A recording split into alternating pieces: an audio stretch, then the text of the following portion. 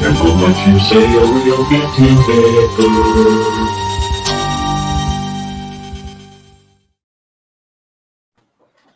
Hey guys. Go knock up some willing hellhound, Kenny. Ooh. Oh, that sounds fun. I'm into it. Like a line from Ghostbusters.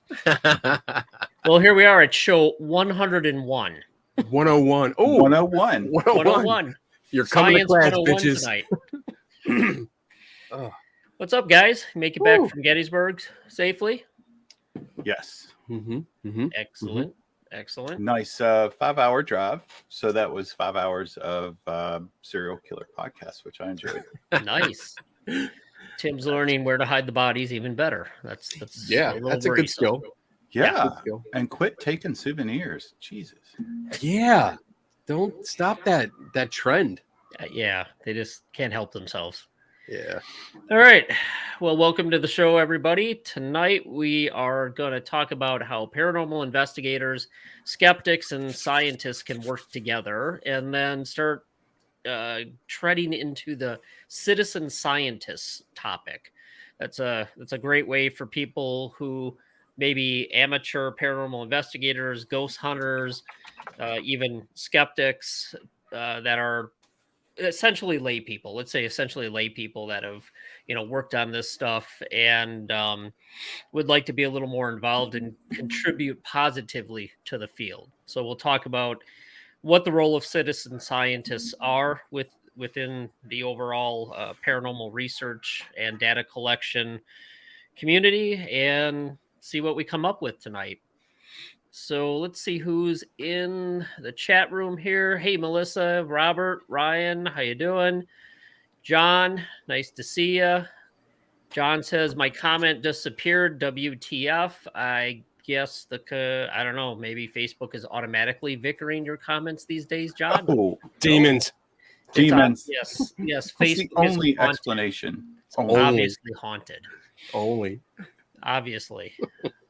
Redman, how you doing? Let's see who else is here. Jade Kitten. Tim Vickers is in the house and Kenny Biddle. Well, that's amazing. I know those guys. I'm waiting for show 420 as well. Hopefully, a certain thing will be legal in your state, Tim, when we hit number 420.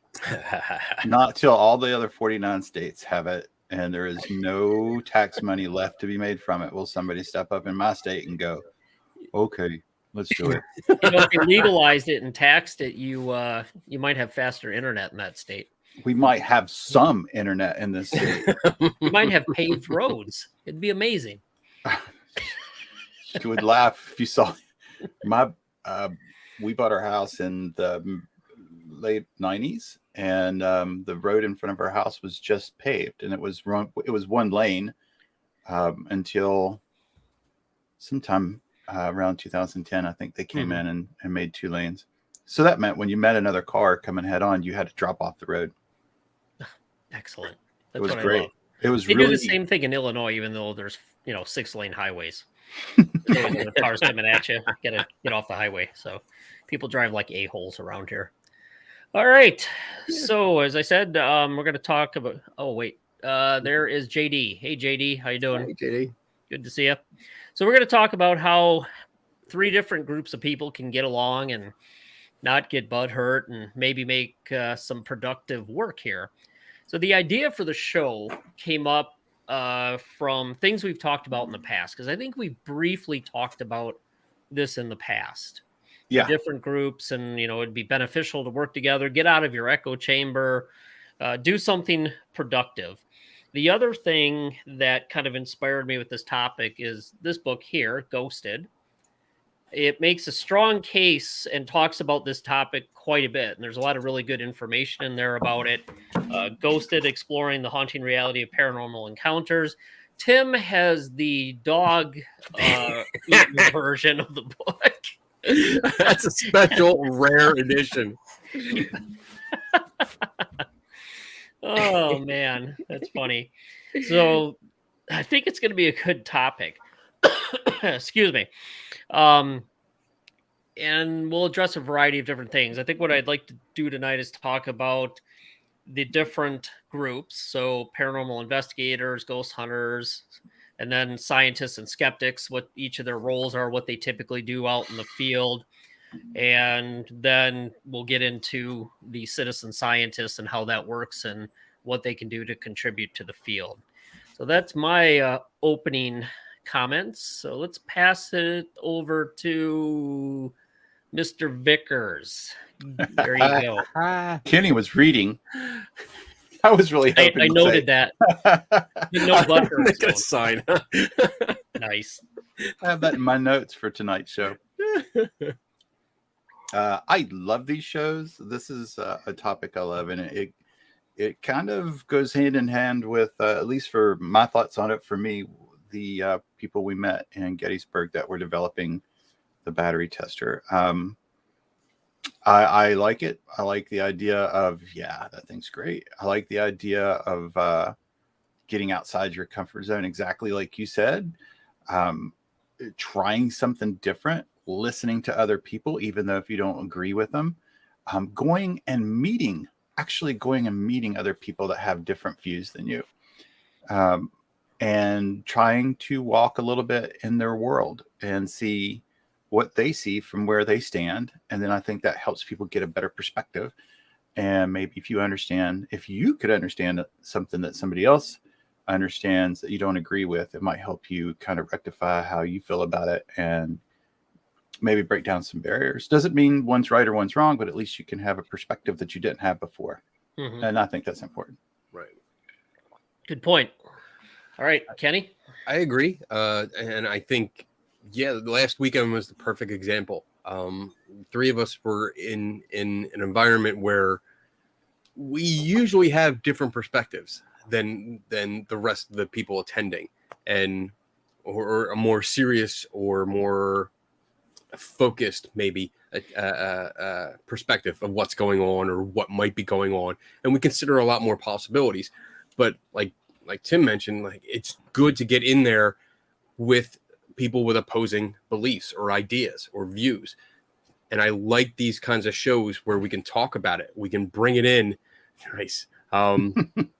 Where we can bring people in the chat room into the discussion. We can talk about it. We can, because it was hot. That's why I took it off. I started sweating and I was like, I can't wear this thing. There's no way. Yeah, but you're hot. Science makes him sweat. He was thinking of statistics. You're hot. Yes. But I mean, I think that's the main goal here, is to get people to, these comments are distracting me. What makes you think I have pants on right now? Yeah. Oh, for God's sakes, don't stand up. That's why we start the commercial video before we get up from our chairs. Yes, that's why we're all like, okay, I can't get up. That's why we're all like, okay.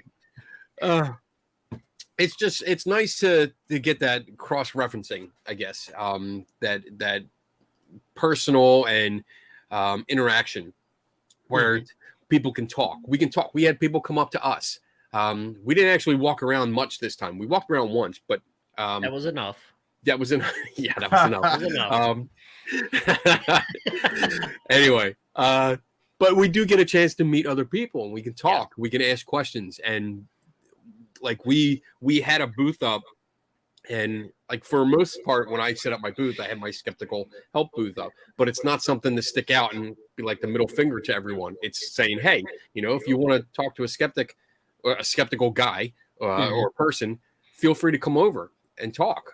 That's what I'm here for. And luckily, the three of us were together, so everyone got three different perspectives, which is awesome. But we can all talk and trade ideas and maybe offer insight where one of us might not realize, oh, I didn't know that, that's good. Let's look that up. So when we're doing these kind of shows, and I have other things to get into later, but it's nice to insert yourself. This is going to sound weird. It's nice to insert yourself in the enemy camp. No, that's true. That's true. That's exactly what it is. And I usually say, like, I'm like the goldfish in a piranha pond when I go to these things, because it's like, but somehow we need to get beyond that mentality, right, of an enemy camp, both ways. Skeptic to believers, believers to right. skeptic. And we got to get beyond that. I think we have, because I think for the most part, we walked around and we got a lot of conversation. People were happy to see us. We were happy to see them. We knew people, and it was nice. It was very nice. I mean, we had a great conversation with Josh, who made this thing, and we talked to him. And I have some other things to get into later, but I mean, that was it. In experience, I think it was great, except for that one guy. But everything else was great. I mean, we had fun. And I want to also add, it gives people a chance to see us, or we get to all see each other out of the office, per se. Like, it's not like, oh, we're believers, ghost hunters, we're skeptics, we're scientists, we're this. There's that party afterwards. They're socializing, and everyone can, like, take their ties off, and kick off their dress shoes and say, hey, here, let's have fun. Let's have a drink. So there you go. I'm done my opening statement. All right. So one of the basic questions that you have to ask is, are you there as an experiencer? Do you just want to have an experience? Are you there for fun? See if something happens? Or are you there to investigate and research and collect data? So there's these two different ideas. And again, I'm going to keep saying a lot of this I pulled out of Ghosted, because I think I agree with a ton of it, and it provides a really nice summary of the topic. And they do get into this. Do you go for fun, or do you go for research and knowledge? Because there's experiencers and investigators. And that's the one camp. But then you also have the skeptical approach, which debunking is not a bad thing. It's not. It's trying to find alternative explanations for supposedly anomalous phenomena. That has to happen. And then there's the scientists that are going to get involved as well. So one of the question is, do you think you need both viewpoints, both experiencers and investigators? And there's argument that you do. And I'd like to kind of get your thoughts on that. And I'll give you mine first, and then you can comment or give me your thoughts. So according to what these guys said in the book, you need both, because experiences happen in real world situations, real world settings. And there's also a ton of people that are very passionate about ghost hunting and paranormal investigating, and skeptics that are passionate about finding the real answers. And I'm not saying paranormal investigators aren't trying and ghost hunters aren't trying. These are just general terms that I'm using to separate the groups, because there's going to be overlap. There's obviously going to be overlap, and there's going to be exceptions. But the argument is that both are needed to kind of cross-check each other. So, if the believer's there and the ghost hunter, or not the believer, but the ghost hunter or the paranormal investigator, they're very passionate about being there. They're in a real world setting. They're doing the research, and skeptic is not the bad word. It's a good thing. And they're trying to, not only debunk, but provide reasonable explanations. They're asking questions. So I'm going to throw it down to Kenny. What do you think? Do you need both viewpoints? Do you need both perspectives, and why? I absolutely think you need both, because you're talking about, I think this is a complicated answer, because I think your experiencer represents more of the general public, where people experience things we all experience things on a daily basis. It's just that's what happens. But the general public will not. They don't always analyze it. They don't stop to analyze it. They don't stop to break things down. It's usually an experience, and there's a knee-jerk reaction to it, and that gets passed along. Right. Whereas you have the researcher or investigator of this experience wants to get down and dirty with the details. You know, we want to figure out what happened. Let's try to recreate this. Let's learn what variables were in play at the time and see if we can recreate it or find some kind of logical solution based on the data at hand. And then, you know, continue there until we have a really good conclusion. And I think you need to come together. They need to work together, because if you separate them, someone will investigate and find the solution to the mystery, and they may preach to their fellow researchers, and that's where it goes. It goes in their circle, and that's about it. Your experiencer will have a different perspective, you know. And just for an example, the experiencer may say they experience a demon. The investigator researcher might say, well, you saw I don't know, like car headlights coming in, and the lights shined on a mannequin, created a shadow at the end of the hall. That's what you saw. And we can replicate that again. Experiencer goes out to their circle of friends and say, I saw a demon cross the hallway in this place. This place is demonic. It's infested. It's got a portal from hell. All this kind of stuff. It's the most haunted house in my state. I'm sorry, I couldn't help it. I knew that was coming. I knew that. And you have, why are you here? Don't get me started. You have grossly different perspectives of the same experience that went off on their own. They didn't collaborate. They didn't talk. They didn't try to figure it out together. So yes, I'm all for having all parties involved so that we can talk about it and, you know, go through it together. And you're right. Like I don't, and I've said this before, so forgive me, but debunking is not what I set out to do. That's a product. That's an end result of the investigation. It's not something I do deliberately. It's just what happens at the end of some of my investigations. So, but yeah, I think, work together. Okay. So, good. Next. Tim? Bitch. Thanks for the introduction, Kenny. Gotcha. Come on, you bickered bitch. I want to say I think the experiencers, I can't say that we've ever used that word. I don't think so, but it's something that we've talked about, I know, several times, is when we talk about people that go out to have fun. And I don't have a problem with that. I really do. I think people just like to do it. And I think that's good. I do think that they should be involved for several reasons. Number one is because the number of people that you have in the field is probably much, much greater. And even experiencers at some point and some level record some type of data at some times. And that's data that could be useful, if not valuable, at some point. But my main thing is not necessarily, I guess, when people think about science, you're thinking about measurements and obtaining measurements on physical things. But for me, I like it because I think a scientist or a skeptic is looking more physical measurements, but I like the mentality of it. So I like they both approach the investigation with you fuckers. I'm trying to not look at you. Debunking is what it takes place when you make bunk beds into two singles. I'm trying not to look. Kenny's face is all red. You're fucking me up.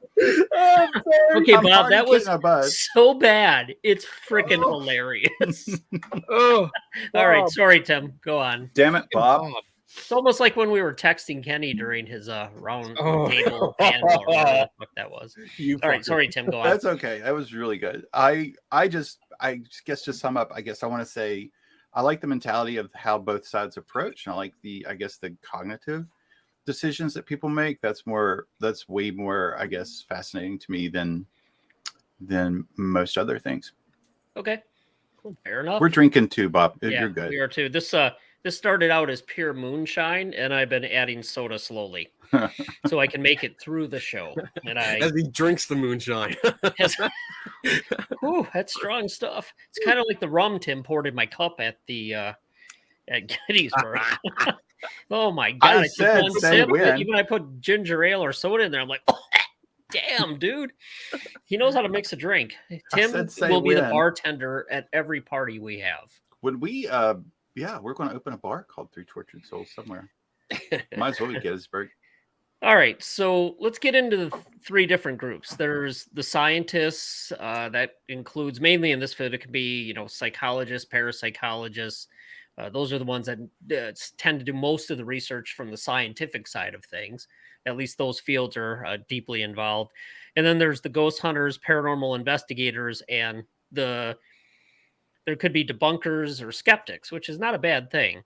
Mhm. But one of the things you got to be careful about is, you're not, your goals aren't rooted in things that, power and influence. Are you dogmatic? Are you making claims that are certainties, absolute knowledge, that could be inaccurate? And we've seen it. There's hostility between those two groups. Kenny's seen it. I've seen it. I mean, there's 2 years in a row, I think I've seen a little hostility between the ghost hunters, paranormal investigators, and the skeptics / the people who do good debunking. I'm not talking cynics, people that are just, I don't believe crap. But you got to be a little careful, because you don't want to get stuck in what one group is accusing the other group of doing, right? And I think we talked about this on the other show. You don't want to slide into that pseudo skepticism or that pseudoscience idea of, believing everything's paranormal.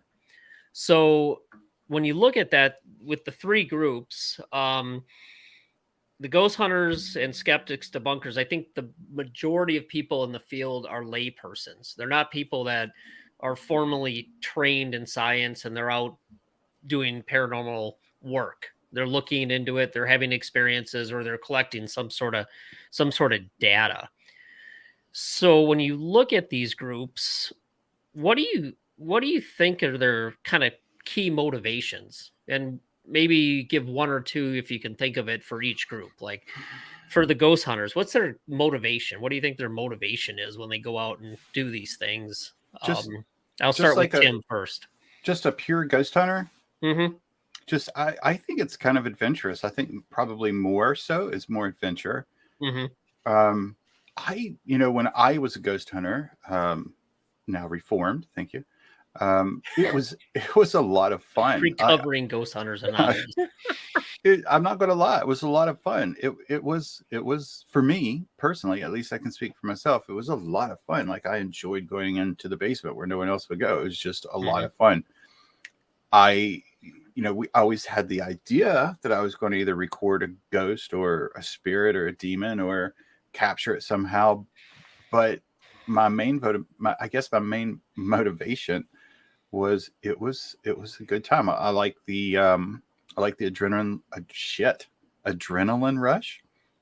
I like the fear factor of it. I liked going to really creepy places that I've never been before. So I kind of think, at least for the ghost hunter, from my perspective, and I could absolutely be completely wrong, I think it's much more adventure based. Okay, so then let me ask you about the skeptics and debunkers and the parapsychologists. So a couple comments on those two, and then I'll go down to Kenny. Skeptics, I think, at least from my point of view, I bridged over into a skeptic only because after about 4 or 5 years of doing the same thing, I got the same, basically the same responses that we do every other time. And it was at the start of the internet. So other places started placing their evidence onto their websites. And I started seeing that on a very basic scale, that everything that they got was exactly like everything I got. Maybe not exactly, but it certainly could fit in certain categories and not get much better or much worse. Which just kind of made me start leading to, well, if there is something out there, it's not whatever's out there, whatever it is, ghost or not ghost or just something unknown. It's not their responsibility to conform to my needs. I have to think of a better way to get an answer. Right. So it's up to me to choose and figure out another way to solve a problem. It's not the problem's responsibility to be solved. It's mine. Right. So that's from a skeptic's point. I just started thinking maybe it's not real and I shouldn't think that it is real because I might be missing something else. Okay. Parapsychologists, scientists, psychologists. I think that they're just knowledge based. I like that. I think it's knowledge based. I don't think that I'm not a scientist, so I couldn't really speak to that. But I don't think that it's any type of certain goal other than just knowledge. Okay, great. Good answers. Yeah, I like that. Kenny, let's start with skeptics and debunkers with you. So I guess from my personal perspective, it's more of an OCD. It really is. It's like this burning desire that it's an itch that you can't scratch. When I see something that's off, and I think I'm going to try and encompass this in why I have this itch. When I see something that's off, it bothers me, and I have to like, all right, what's going on here? What's really going on? Something doesn't seem right, doesn't fit. The pieces don't fit, and I think it's worse when I see exploitation.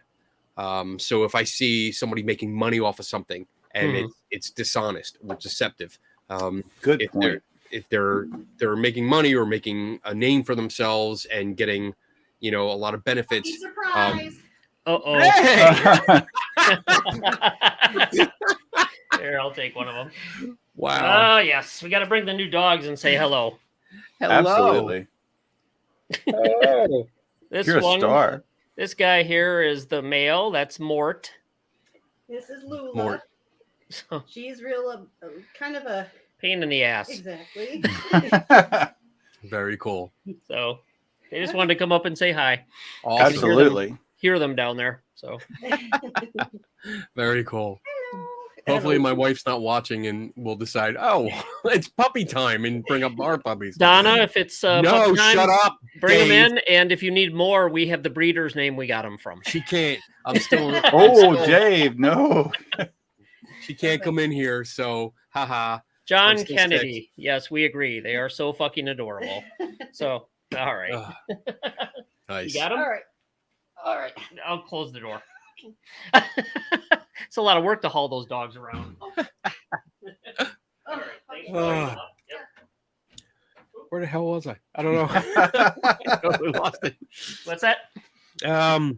You were talking about people because I agreed with it so much that are Yes. scamming and Scamming, exploitation of things, Exploitation. products and services or experiences, creating experiences. I've been involved with cases that did.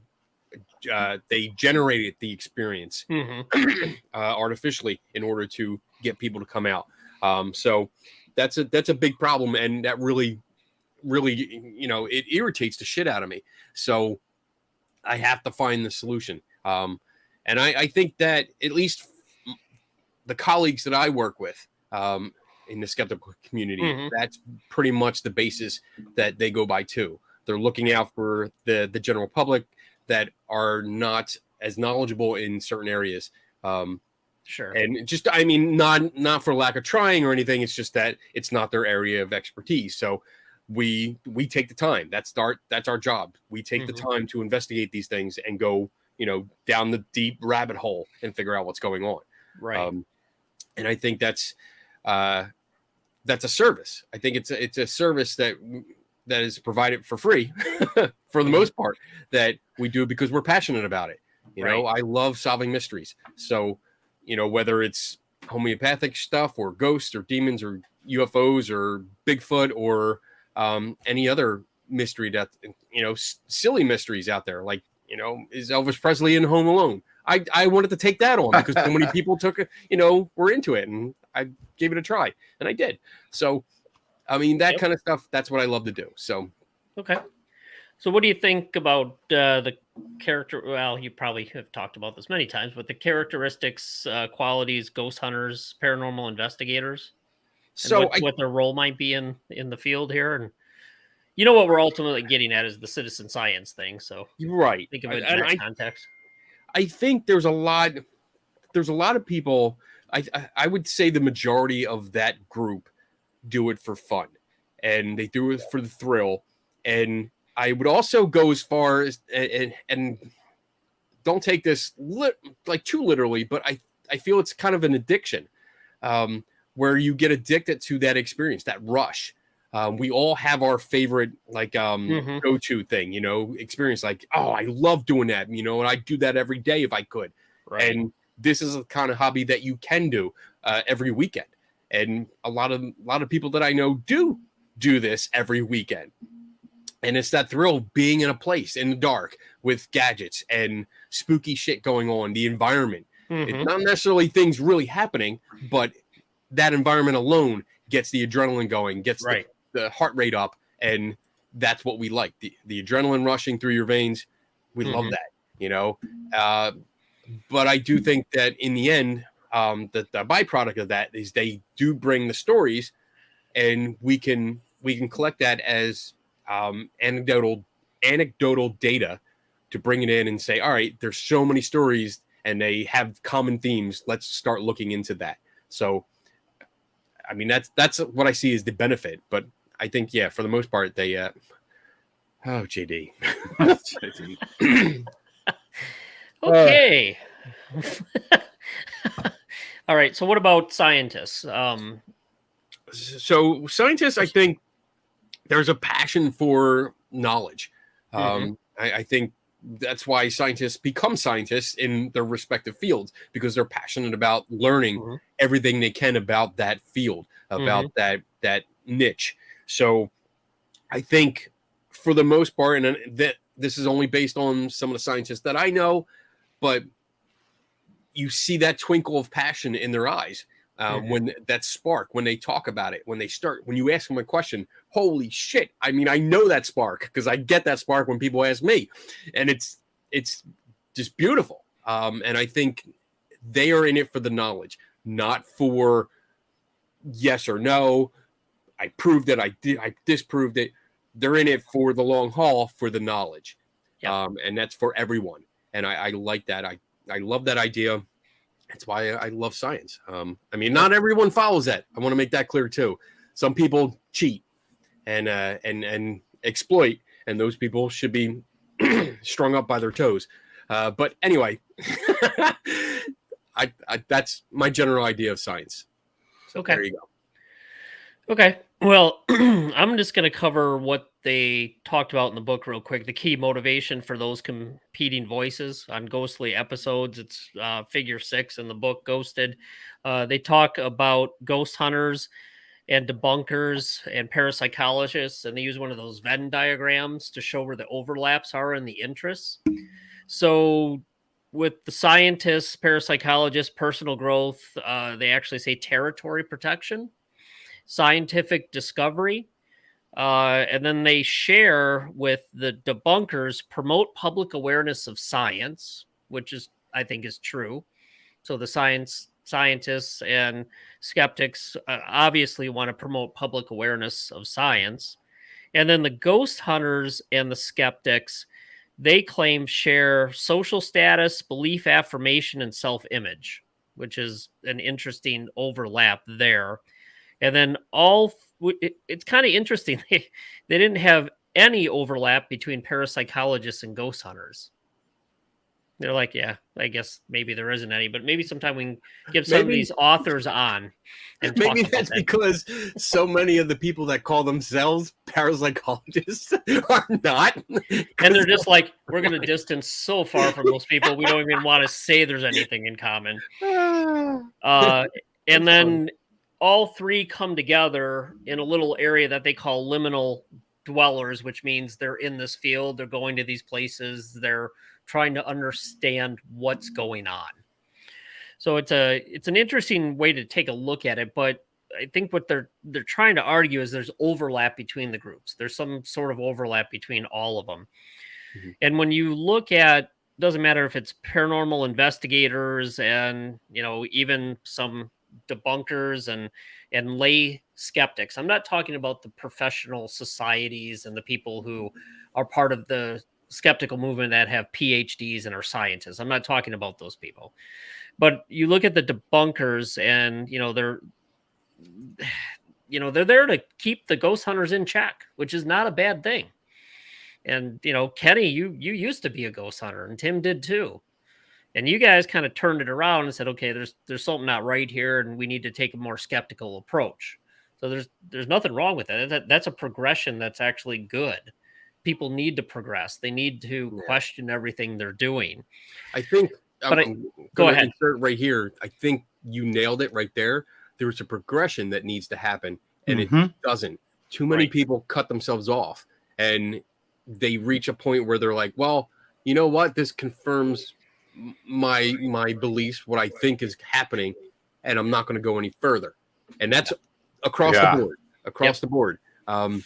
And one of the things that I know I do, and I've seen you guys do, is that once I have an idea of like what might have happened, I'll research the shit out of it, but I keep going to make sure, hey, am I wrong? Can I prove myself wrong? Yep. Because that's one of the attributes. That's one of the things you need to do when you're investigating. So I like how you brought that up. All right. And there are some though that, I mean, you guys follow all the back and forth on Facebook and some of these other social media things, but both skeptics, not skeptics, debunkers, let's say debunkers, people that just outright disbelief, almost you could put them in the cynic camp, and ghost hunters, they lack, this is going to sound harsh, but it's a reality. They lack. That's exactly what I did. They lack education in science and learning what theories are, hypotheses, or research. Both groups do. And energy. You know how strong this moonshine still is? We don't care. We don't have to live with you.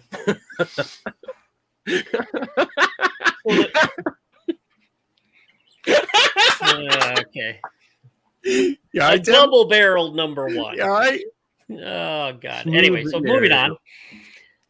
And I think the problem I have with both of those groups is when they're saying, well, this is an obvious scientific explanation, and they have no idea what in the living fuck they are talking about. You guys know that just irks me every time I see that. It just pisses me off. It's a philosophical conjecture, and they're just kind of like, I don't have any evidence, but this is how it works. I think probably what pisses you off more than anything that I've ever seen is when someone says there's no literature, there's no research in this. This is groundbreaking. And you're like, I got 42 fucking papers sitting on my desk. Just on my desk. Just on the desk. Don't even make me go to the shelf. That shows if you had not even a scientific background, but the ability to use Google or Google Scholar, you can find the same things. Oh, God. And I think it gets back to the thing we discussed just a couple of minutes ago, and Kenny said and emphasized is they don't want to progress. It's like, okay, I believe this, and this is just the way it is. Yeah. Or, an example of, it's an obvious scientific explanation. Well, let's say for a ghost hunter, well, quantum theory or quantum mechanics says blah, blah, blah. And it's like, you have no idea what that means. Oh, we heard that over the weekend, didn't we? Yeah. Alternate dimensions. We heard quantum theory. Best one-liner of the entire weekend. I think we were talking about cryptids, and then we were discussing the biology and I don't know, population, how big the population had to be and all that stuff. And I think the person said, well, they could be interdimensional beings. And all of us sat there for about 5 seconds. And I think Tim said, what? Tim goes, and then there's that. But it's like, do you know what that means? I mean, that's something that's been theorized, hypothesized, alternate dimensions. But that's a great example. It's like they're just throwing something out there that they don't know about. Right. And they're trying to come off as scientific. You know, when you read headlines, when you scroll through your Facebook feed and you read headlines that are shared by other groups, like metaphysical science or us, you know, and you're like, oh, well, you know what? Bigfoot's interdimensional. I already saw that. And there was an article about it. Usually in those circles, that's where it goes. Like that's it. It's done. But like people like us will go like, what article? Where was it published? Oh, metaphysical science are us. Oh, let me check that site. Yeah. Let me see if it's legit. I don't think it is. No. That's a great site. Nothing legit on there. But you know, if you move on to good skeptics, and I would say Kenny's a good skeptic, obviously. Otherwise, I would that. I would I not. want that audio. No, That's his I would ringtone now. not it's be not on this. happening. I would not be on this show if he wasn't a good skeptic. Because if he was just a dick, we would not have. I like to have productive conversations. I like how he said just a Just dick. a dick. Absolutely. So I'm still a dick, but I'm a good skeptic too. He's a good skeptic. He can be. There's a Venn diagram. Skeptic and dick. There's overlap. It's fine. Okay. All right. Anyway, moving on. Good. So, good skeptics, what they talk about in Ghosted, they insist on analysis and scrutiny. And I'm going to toss this both to Tim and Kenny after I read these. Consider and explore alternate explanations. And they make the point that they should be the first in designing and assisting with field work and investigations. And this is coming from people who are scientists. So I'd like to get your thoughts on that. We'll start with Tim. All right, let me get my notes because it sounds like some of the things I have in my notes. But say that again. So good skeptics insist on analysis and scrutiny, Yeah. consider and explore alternate explanations. Yeah. And again, within this book, Ghosted, they make the argument that they should be the first in designing and assisting with fieldwork investigations. Oh, I don't know. It looks like the background of the skeptic or who's being would be maybe more important than just being a skeptic. I don't know if that's like an overall blanket statement that a skeptic should be the one to design it. I think a skeptic should be with someone that's designing it. And I would also hope that if there's a scientist that's doing it, that they would know at some point that you would submit it and have it looked at. But to make it, my first thoughts go to the person that has the most experience and has the most ability, or at least the best ability to design a test would be the one. Fair. That's fair. Yeah. Okay. Kenny? In my notes, sorry. I got to say, it's okay. So just some notes I had while I was sitting around this morning eating sushi while I was thinking about it just said, if you can't find a test or experiment that you like, that you would like to learn something from, like within the paranormal, then get with someone and make it your fucking self. You're going to fucking fail, but you need to take that experiment and send it out to other people that have greater knowledge than you and let them educate you on how to make it better. Mm-hmm. So I don't know if that fits into that, but yeah. I think so. Yeah. Okay. Kenny? I just want to start off by noting that there has been an evolution of Tim's presence on here, because he used to be very polite and West Virginian and say F this or F that. And now, I mean, he said fuck within like 5 seconds. He said it twice. I just want to note that evolution of his presentation style. I made my drink way too strong, and that shit happens when I start. All right. So, oh my goodness, I hear an echo. I hear a big echo. Anyway, so let's see. So good skeptics, and I'm guessing this is like they're projecting this, like we think collectively that a good skeptic should have these attributes. But they also note, I think, that it's implied that they've seen that in good skeptics. Okay. All right. So I mean, I think good. I'm trying to not fall into a logical fallacy, the no good Scotsman fallacy here. Mm-hmm. But yeah, I mean, for me, I would describe and or consider a good skeptic as someone that does analyze and scrutinize uh, the Sure. what's made available, the data, the conclusion, Mhm. everything that's coming to them, because you have to. You have to. I don't. Mhm. That's not a skeptic's job. That's everyone's job, as far as Right. I'm concerned. To consider and explore alternate explanations, yes, absolutely. I mean, you when new information comes in, you have to consider it. You can't just reject and or accept, Mhm. because there's a problem on both sides. You have to consider that information coming in, and then is it valid? Does it test valid? Yes. Okay, Mhm. you incorporate it into your worldview of that particular instance. If it doesn't, you reject it and wait for more information. Insisting on what was the third one? Insisting on being the first. Well, they say that they should be the first in designing and assisting with fieldwork and investigations. Okay, so I would probably rearrange those words a little bit.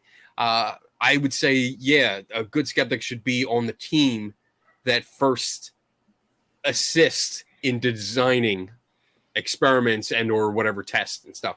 I don't think a good skeptic is by themselves. By no means. I mean, it's a team effort. No one person knows everything. So definitely a team thing. And I think I don't know. I think Tim touched on it, like, or somebody in the chat room. Get people together. Mhm. Like depending on what's needed or what's that experience. What what's the word I'm looking for? Which Categories. it's interesting you said team, because there's parts in there where they talk about it takes a team to do this. There is no I in team, so But there is a me, so fuck there off. is a me. No, just kidding. Nice, nice, fucker. Yeah, there's But your it takes eye a right team, there. and See, what I got it. Nice, Tim. That was It's a good. Very capital good. I. But it takes a team, and I'll just comment this on this and turn it back over to you, Kenny. But it takes a team to collect science grade data, the stuff that actually can be analyzed, and it can drive conclusions, and then Yeah. you can clarify and test hypothesis. Right. It takes a group of people, which obviously we all know we're building towards a discussion on citizen scientists and how they can help and everybody can work together. So, I mean, okay, I'm oh, all sorry. for. I like to when I actually do investigate places. I do have a tendency to go by myself. That's mostly because of convenience. I don't have anyone else that I trust that's close by that I can just call and say, hey, meet me here in like a half Mhm. hour. It just doesn't happen. But when I do have the chance, I'm all for it. Like I got to work. We got together over the weekend. Unfortunately, we didn't investigate anything. A couple weeks ago, I met up with Ben Rafford, and we were able to look into a place a little bit. And I Mhm. like doing that. I like people that I do have certain trust with, because I want to be able to say, hey, here's my work. Check my work, please. See what I did. Do you catch anything? Is there? Go ahead. Do you guys ever include anybody outside of your circle though when you do those things? Do you If invite I most of the time, yeah. a psychologist, a parapsychologist, maybe a paranormal investigator that has a science background to get a most of different the view when you're time, there? Yeah. most of the time it's the other way around. They Because invite you. they invite me and I'm coming out and part of It their doesn't matter who invited who. I'm right. just wondering if I mean, there's the if I get a collaboration. chance, it does come back to that issue of convenience. Like, hey, I'm going to this place. Who's available? And Mhm. unfortunately, no one's available that weekend, so I'm there like myself. But yeah, I'm usually the one being invited out to help out. So Mhm. For me, I think it's just a matter of convenience. I'm lucky. I happen to have a good friend that's a doctor that ran a sleep clinic. So when the Yep. issue comes up of sleep paralysis and demon possession, all that, like I don't know shit about that, but I know who to call. I call, my Mhm. friend Dr. Porterfield. Forensics, you had that there when we with AA Ron. I Mhm. work very Yeah. closely with the sheriff's department when someone wants to talk about blood residue, blood splatter, blood collection, right, Right. yeah, evidence collection. I don't I've been around it enough that I think I'm pretty sure I know what to do. But if I'm not sure, I call the experts. I ask them what to do.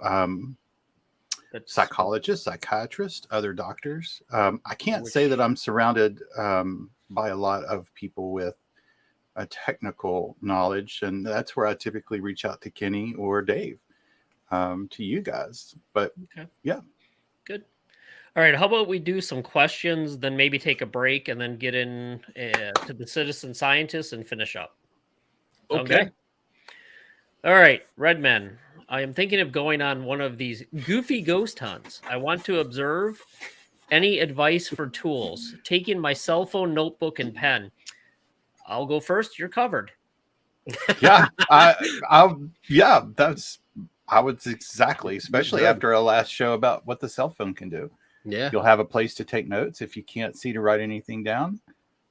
Pictures, video. You can interview different people if you wish. The cell phone's great. Or you could just download an app and help them look for ghosts. The only thing I might add on here is sometimes, well, your cell phone, you have your camera, you have a microphone so you can record.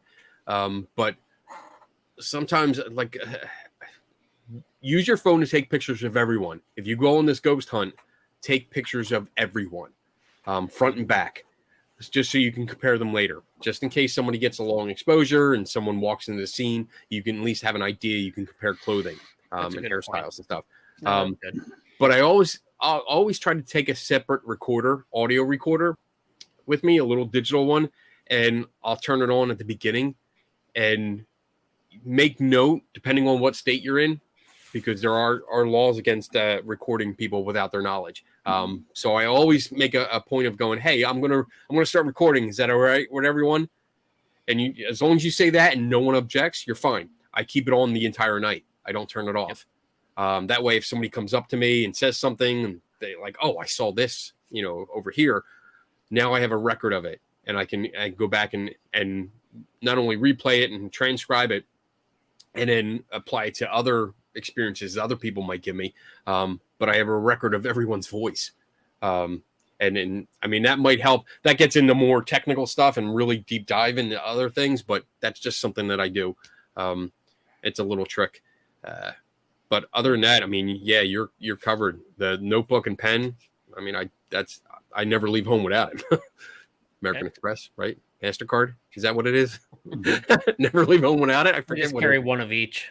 Doesn't matter anymore. All right. I would just for one more offer for Redman, I would, if your goal is to like observe and learn, I would probably just, for me on my very first one, I would be as quiet as possible, and I wouldn't offer anything. I would just ask basic questions and let them answer. And I think that way you could stay in the background. You could be as unintrusive as possible for me, and then you could probably, I'm going to sound like some natural observer, but literally it'd be like, Mutual of Omaha, Wild Kingdom, just watch them in their natural environment. If you just stay still and observe and not interact, then you could probably that's get a little common bit in better. other fields, though, Tim. I mean, that's a common research technique by sociologists and anthropologists. Mm-hmm. Insert yourself into the situation and observe without altering or interacting. Mm-hmm. Oh, I'm a sociologist now, anthropologist. It's better than a self-proclaimed parapsychologist. I'm going to add that to my Is it parapsychologist? Well, at least Tim has an education. Oh, Yeah. All right. Statistics twice in college. He finished school. Did I? You guys don't really know that. What a slam! All right, JD, do you think groups have to share a similar motivation to cooperate and work together? I'll just answer again quick. One of the things I tell people at work is if we're all sitting in the same room and we all agree all the time, we have a problem. Yes. I say no. I think we should have different motivations and different viewpoints. Let me back up. That's not right. You should have a similar motivation to understand the truth and to collect the data and understand what's going on. Yeah. Not the motivation to say I'm going to prove ghosts, and then on the other side, I'm going to prove ghosts don't exist. For an example, I think your motivation should be that I'm here to understand and collect data and figure out what's really going on. So those motivations are very important. But if you're stuck in your camp of I believe this versus they believe that, it's not a deal breaker, and it could be okay because you're keeping each other in check. But I think the ultimate thing is, and the way to progress is you got to agree that the motivation is to find the truth.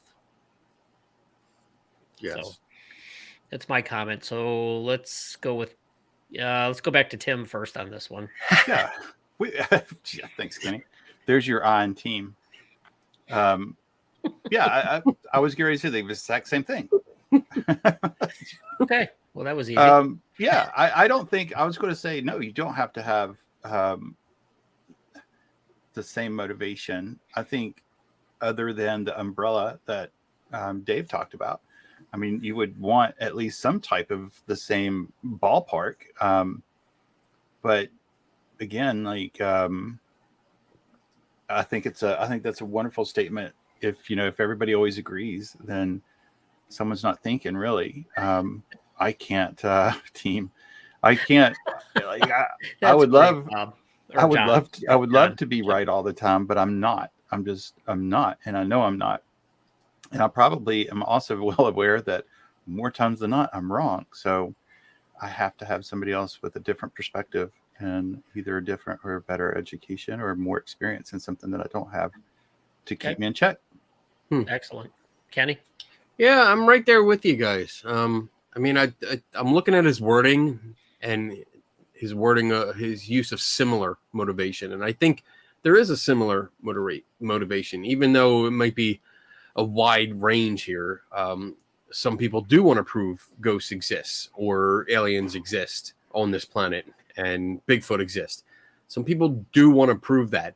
And then others want to just find the truth, what's really going on, one way or another. But I think no matter what, sharing information helps everyone. So even the debunkers, if they share their information, they figured out how some video was faked. All right, just extreme example. That helps everyone understand some details better, especially if you explain how you figured it out. That helps everyone. They gain knowledge, they gain insight. If someone that wants to prove that Bigfoot exists and they find something strange in the woods, and they don't know, strange hair or maybe I don't know, a strange structure or even blood sample, and I know that you would find blood in the woods. That's a different topic. They at least bring it to light, have it tested, bring it to light, bring the information out. What did you find? Because no matter what the results are, that helps the rest of the community.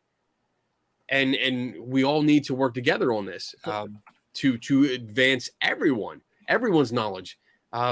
Because if we can share knowledge from both sides, both extreme sides, all the way down to the middle, everyone shares, everyone benefits.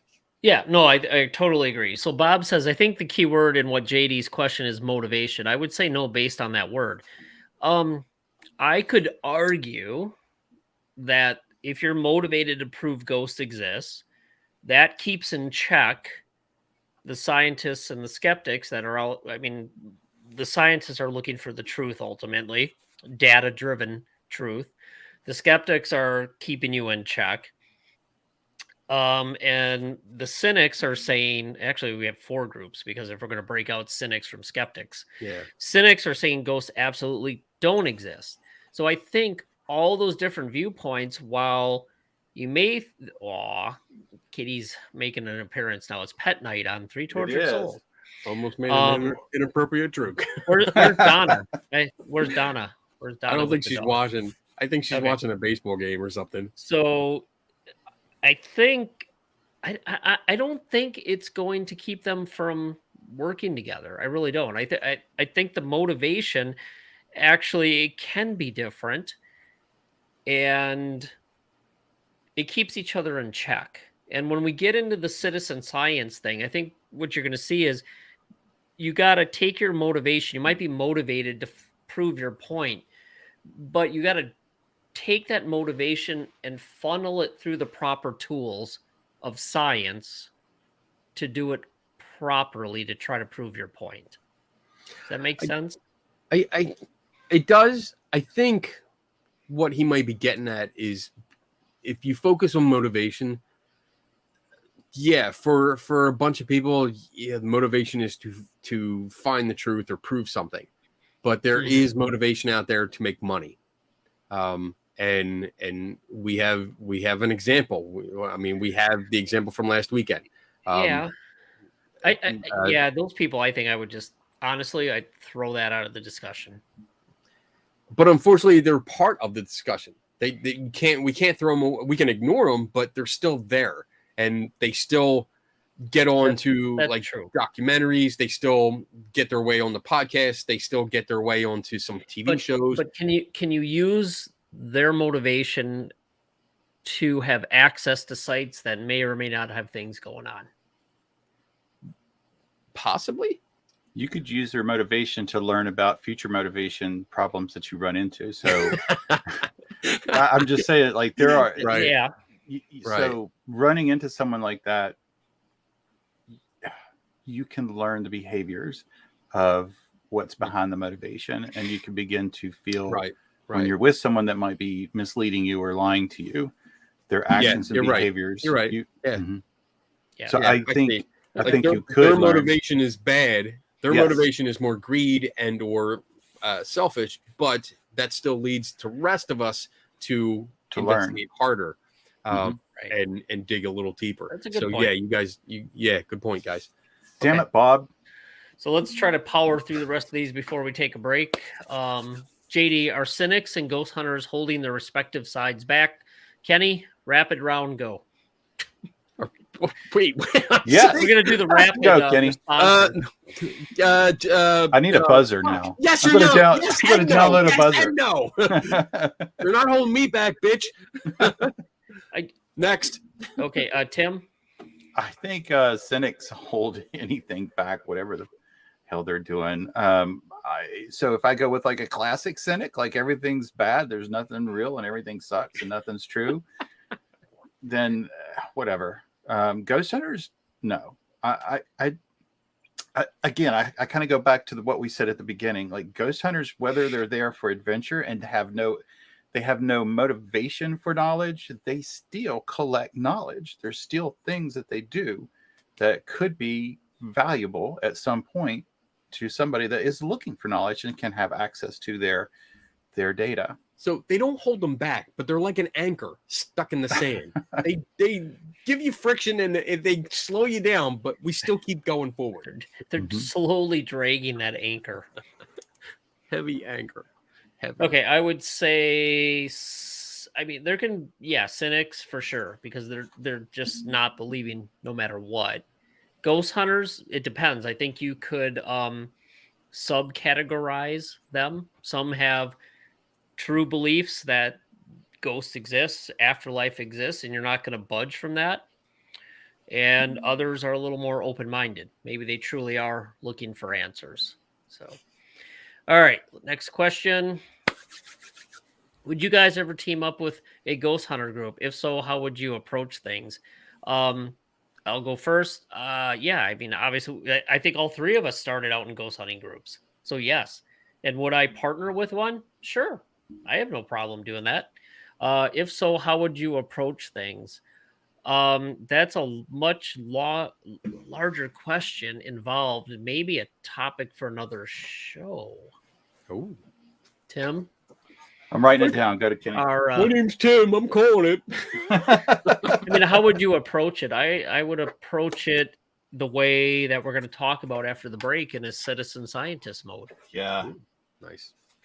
I would team up, and I would love to team up with ghost hunter groups and go back out. I actually would find it fascinating to go. I haven't been like ghost hunting for a few years now, and I would really like to go back with an oak group and just visit and hang with them and do it, just to see what's new in the field. Like if they're doing the same damn thing I did in 1999, or if something has changed, which is Well, there's a lot of people that still like to see two stick figures on the Connect system screwing.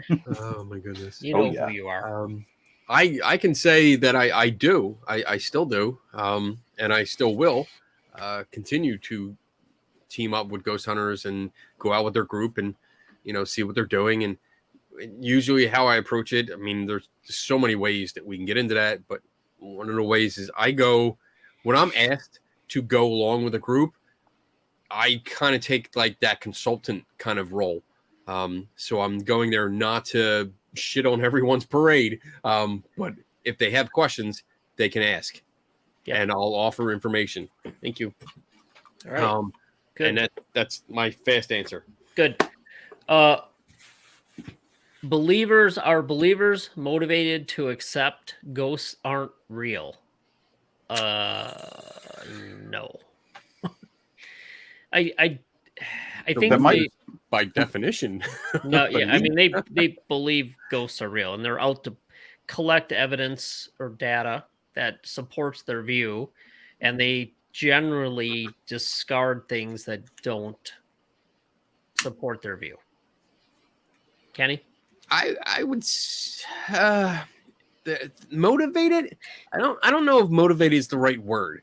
I think believers are just, that's what they usually grew up with, some kind of belief, and that just sticks with them. So it's not really motivation.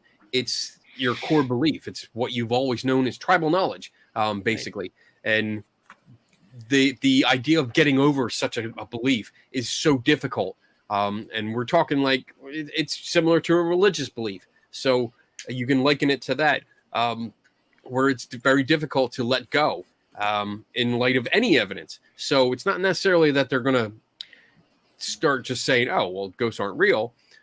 The most you can do is get them to understand, like, well, maybe what I experienced wasn't really what I think it was. Yeah. So let me look at it again. That's the best you can do. Okay. Yeah. I think that's a good place to get to too. Yep. Yeah. So with that, we're done with the questions for now. I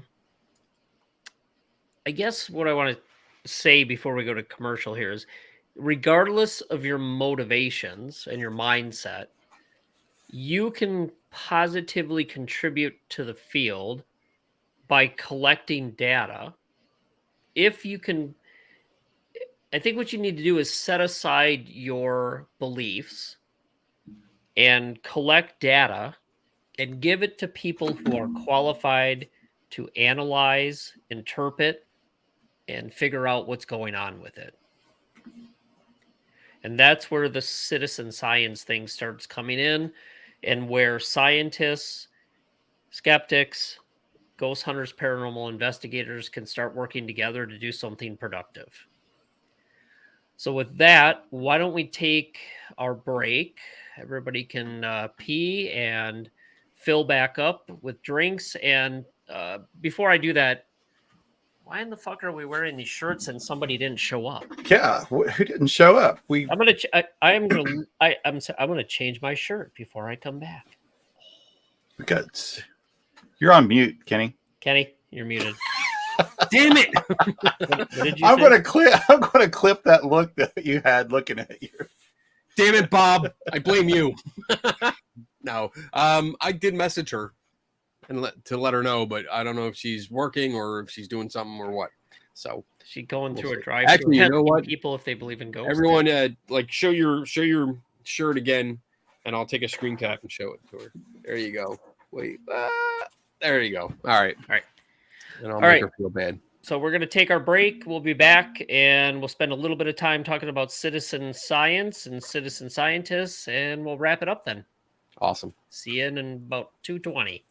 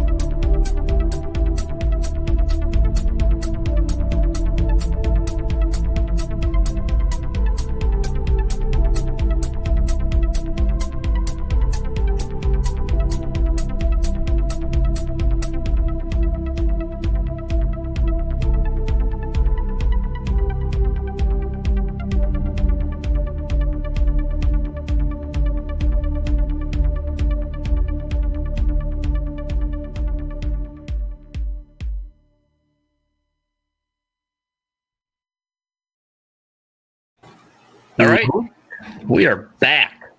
I didn't even leave. I just peed right here. Tim has finally found a way to just continuously pee throughout the show. He's got a stadium, buddy. I do. Excellent. All right, so let's hit this question and then we will move on to citizen scientists.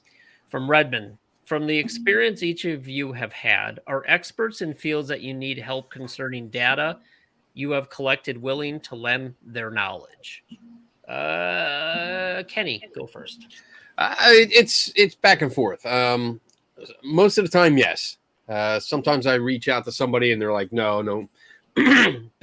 Depending on what the topic is, when you tell them, like, hey, I got something here, and it's because of, like, somebody claims to have seen a UFO or have an alien thing or something like that, then once in a while someone's skittish. But for the most part, everyone's pretty cool. I reach out.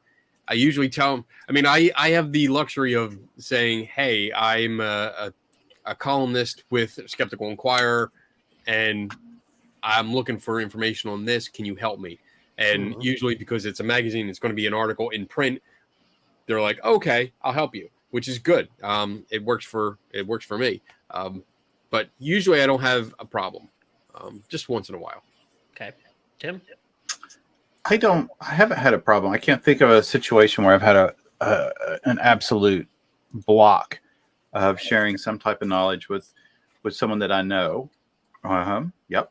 I block you. That's not how it hasn't been vicared yet.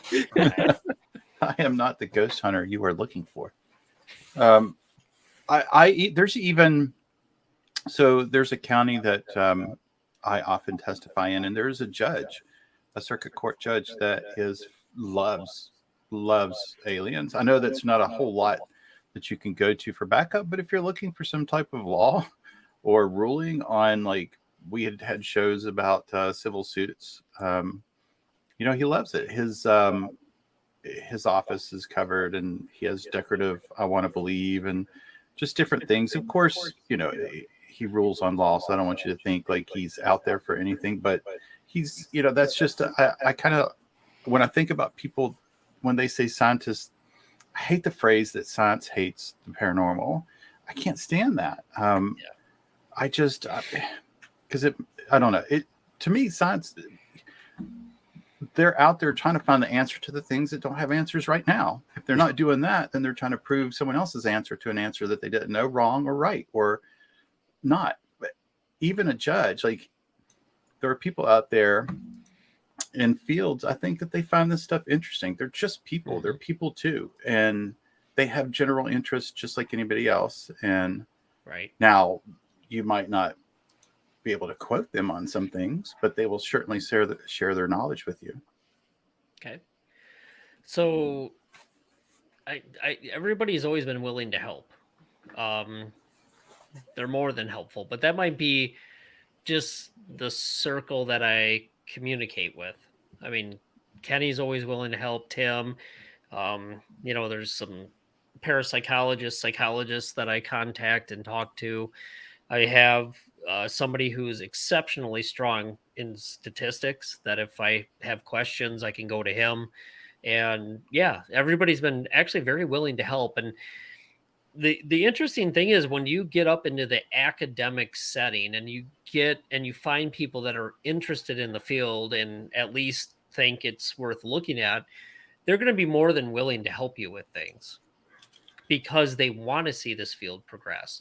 They want to see people get the right answers and they want to see it done right. So I haven't had any problems, but that doesn't mean there are not those out there. I've heard of situations where people have contacted professors at universities to comment on or provide some information, and they either don't get back to them or they tell them, yeah, I'm not gonna do that. So my experience has been nothing but good. So cool. All right, so let's see, Jen, statement. Do you have something fluffy on the back of your chair and that's white? Because you come across as though you have angel wings. It's so cute. When you lean back, you look like you have angel wings. Kenny's an angel. I kind of thought we were three of us Fallen. were going to the other place, but Fallen angel. Ooh, there you go. They're not going to let us into hell because they're afraid we're going to take over. All right, so let's move on.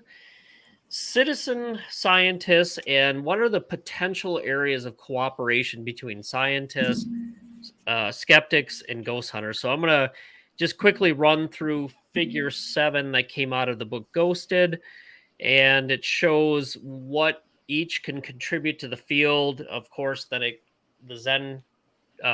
not Zen, Jesus Christ, I'm drinking moonshine. The Venn diagram, the overlap. So parapsychologists, scientists, they can help with research design, research materials, instruments, data analysis, and report writing.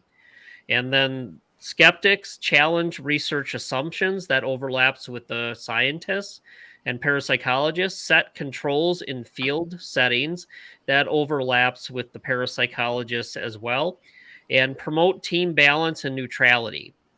Ghost hunters, they have experience in field settings. That's true. They do actually go out and spend a lot of time in the field and investigate these things. Their volunteerism, it's a spirit of volunteerism. Let's face it, they spend a lot of time, a lot of their free time going out and doing these things. And then the energy, enthusiasm for field work, and knowledge of haunted sites. They know where they are, they know what they are, they can take you to them, show you where they are, explain what's been going on. And while some of it may not exactly be historically accurate or true, they can at least give you an idea of what's going on there, which can be obviously fact checked by our skeptic friends. So, Good save. What's that? Good save. Well, no, it's just working through it. Right. So, this question by John Kennedy, he leads us into our next and final topic here, which is how do we... Oh, here, I'm going to do Jade Kitten first. What is a citizen scientist? And then how do we become the best citizen scientists we can? And we'll address both of these questions as we go through here. Kenny Biddle. Oh, okay. You still look very cute. Okay, great. I called him hot. Oh, Tim. I'm getting a lot of comments. I'm feeling There's a my bromance ego is going on over way here. up. Okay, so citizen scientists and science. What is it?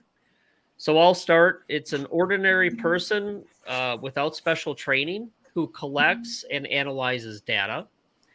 They collaborate on projects with professional scientists, and they can highly contribute to fields. For example, astronomy. There's a lot of amateur astronomers that serve as citizen scientists that have discovered a lot of things. And then it gets checked and then verified by scientists. They need to separate their observations from beliefs. They follow the scientific method. The results from the investment of time and energy can be examined and analyzed and shared. So when they go out and they invest all their time and energy in this, they collect data that can be examined and analyzed. It's quality data. Then professional scientists and citizen scientists, they actually got to share that data and send it over to the actual scientists who can analyze it and then publish it for peer review and share it with others so they can check it. And that starts getting into helping to explain how things happen. So, and why. Anyway, so that's kind of a broad overview of a citizen scientist. And what you're trying to do is take the ghost hunter, and these are the two lay people, the ghost hunter, paranormal investigator, and the lay skeptic. Again, not the professional skeptics that have PhDs and they're scientists. And then interacting with the scientists, where the scientists are providing that type of guidance of here's what you do, go out and do it, collect this data in detail, and send it back to us. We'll analyze it, we'll publish it, and it'll move forward. So I think the goal here is to collect big data. There is how if you search ghost hunting groups, how many freaking ghost hunting groups are out there? Oh yeah. Thousands. And how many, Kenny? How many skeptics in the I don't know, for the, let's say, just for CSI? Tens. Okay, so you're a little, but that's an interesting point.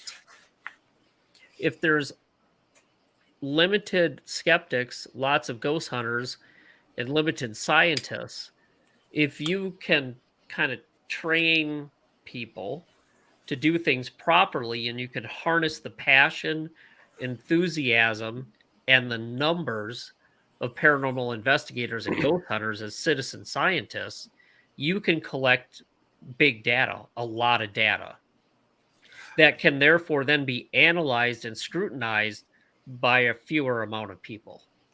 I totally agree with you. The issue is getting that in effect, because the training, because I think you nailed it. The training properly. So many of these groups, these thousands of groups, are amateur groups. They do it for fun. They do it because they like having fun. They're not in it for training. At least from my experience so far, there's very few that are in it that want to really be trained properly to do this. Even when they're presented with, "Hey, this device does not do it what you think it does because of this, this, and this," and you can present all the information that you can possibly do, they still use it anyway. So, I mean, if we can get to that point where people desire to be trained properly, to be part of something bigger, I'm all for it. I guess I think I'm speaking from frustration of trying to do that, trying to get people to do a better job, but it's like, oh, okay, and then they just go back to what they were doing anyway. And that's the problem that I have with it. And I'm trying not to be like cynical here, but I just want to bring that up because that's an issue. But you're right. There's thousands versus, and I mean tens. Both are exaggeration. I mean, there's thousands of groups out there. That's easy, but there's more than tens. There's hundreds of skeptics, good professional skeptics that do this. I mean, I would consider myself a professional skeptic because I it's a job. I mean, I do get paid for it. I do get assignments once in a while. I would consider myself a professional in that capacity. Not that I have a PhD or anything like that. But there's yeah, I don't know where I'm going with this. Somebody take over. I'll bail you out. So I thought I was going to bring up the that group that you talk about that we joined. I still have to get an Android phone, but I just Googled Citizen Science Group, and I learned something just now. I had no idea how popular that is. So right off the bat, National Geographic. You want to be here are things like you can do. It's listed. You can sign up. Bird census, people to count birds in your area. Yep. Monitor nests. SETI used to have a program where you would download the app, because I did it on my older computer. I had it set up. Frog and toad population. Yeah. I mean, there's a lot. Tons of stuff you can do. Weather collect weather data. But the key is giving you something that forces you to collect quality data. That's what you're getting at, right, Tim? Right. Yeah. I mean, they're just not saying, hey, go count these. I'm sure there are, I haven't got to what you need to do. Professional connection and learning. So there's links to what you're going to need to do. But I'm rather shocked at how many. Zoo Citizen Science. I had no clue it was so much like that. I had known about SETI because of just our communications together, but there are an awful lot of options for people to do this outside of the paranormal. It's not even a novel idea. It's really cool. Yeah. it's going on in other fields, and I think Yeah. it's a good thing that they're trying. At least there's a group of people trying to do this with the paranormal and ghost hunting. Absolutely. And the best part about that is it's not inventing the wheel. I like that concept that's why I joined that group. I love it. But it's really kind of exciting. Sorry, I'm geeking out, or should I say nerding out just a little bit, because I'm now I'm looking at the things I want to like join now. I'm like, oh, I want to do that. So I just posted the link for that Citizen Edge Science group. Yes, And that's people what I can was take a looking look for at to that. pull up to talk So, about. Yep. Which this is a good question that'll lead us into that topic. Are there many legitimate scientists that deal with the paranormal? Absolutely. Yeah. I mean, actually, everybody listed on this book, they're a PhD scientist that does research. There's PhD programs, University of Edinburgh, Dr. Carolyn Watt, Harvey Irwin, the late Dr. Michael Persinger, Dr. Dean Radin, the University of Virginia Division of Perceptual Studies. They have a bunch of MDs, and some of them have MDs and PhDs that study near-death experiences and other paranormal phenomena. So yes, there's a lot of people, and there's a lot of legitimate scientists that deal with the paranormal. There's a couple programs or departments that are specifically set up to deal with parapsychology. They're very limited, but there are other scientists throughout the world that have an interest in this and do conduct research on it at the university academic level. And then even within some of the lay or the general population, people that are interested in this, you'll find people with bachelor's, master's, or PhDs that have the background and the training to do some quality research in this area. And even within the in CSI, there's people that have advanced degrees and they're trained to do work in these fields. So yeah, there's a lot of different people, and there's a ton of legitimate scientists that deal with the paranormal. Any other comments, guys? No, you're good.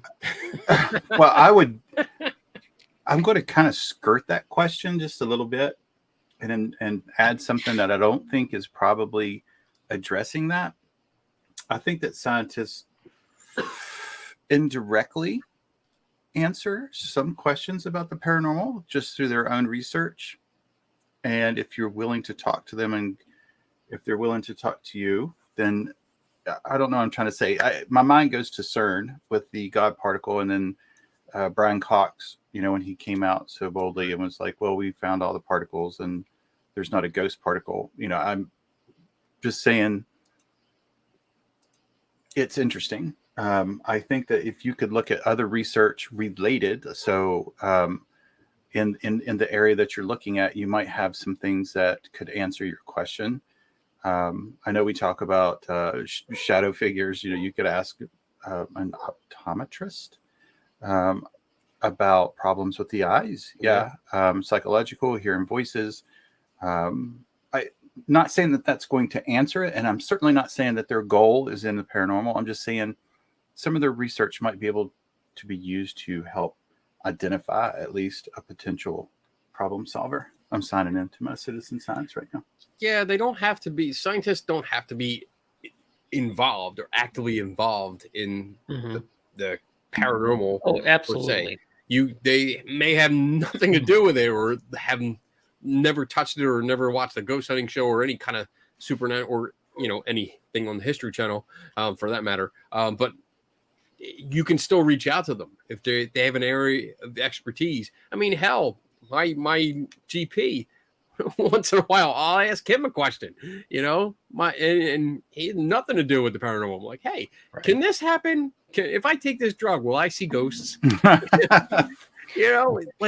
he's cool with it, but you'll be surprised how many people you can just ask information about. Ask a question. It doesn't have to be, hey, because someone said I saw a ghost, I have to ask you this. You don't have to do that.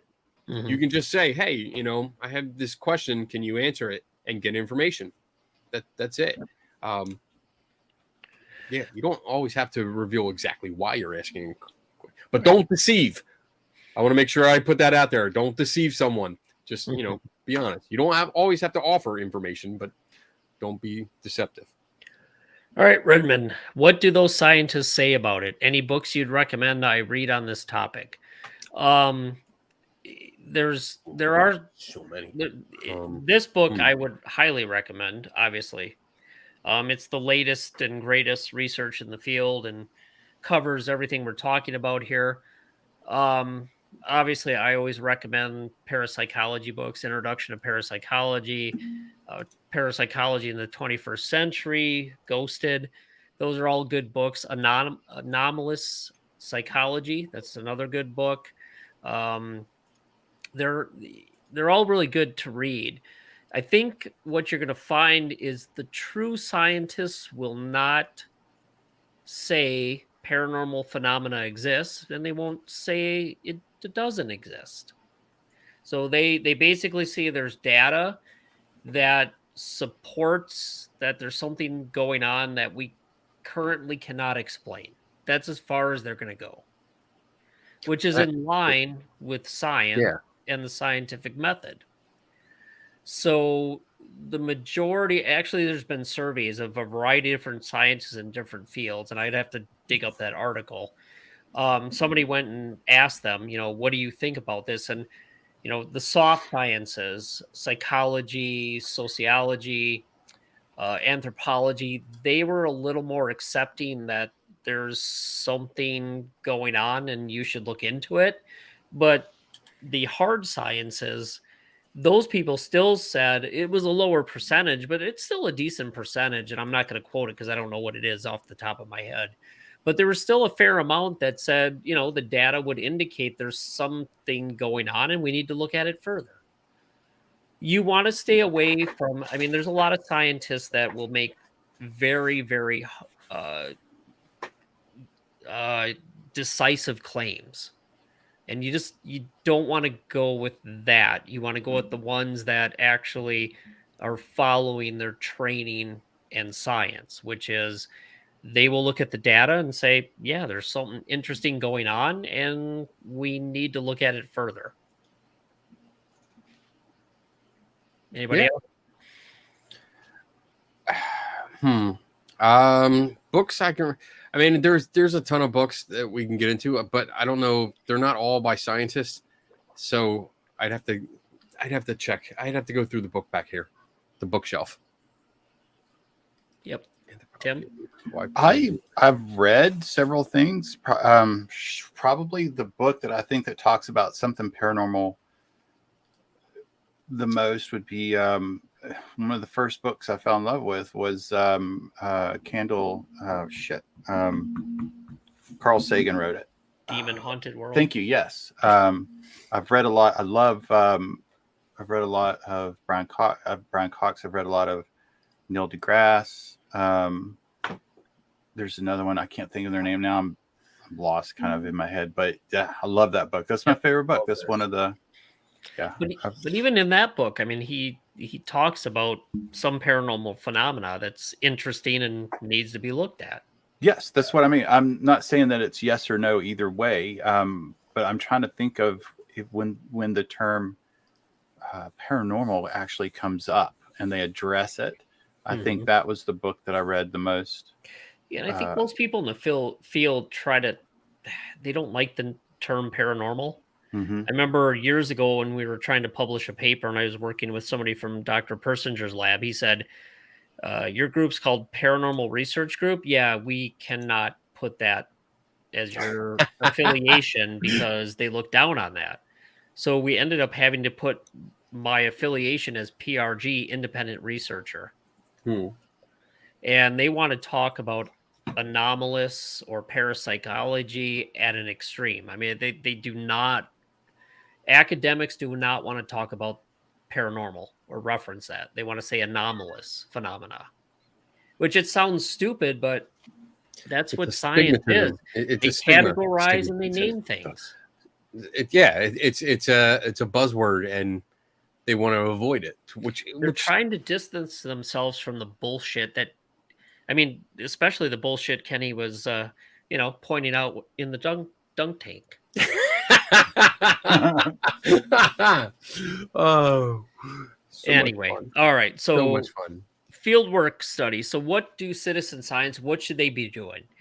And in Ghosted, they talk about three things, which I agree with 100%. One, documentation.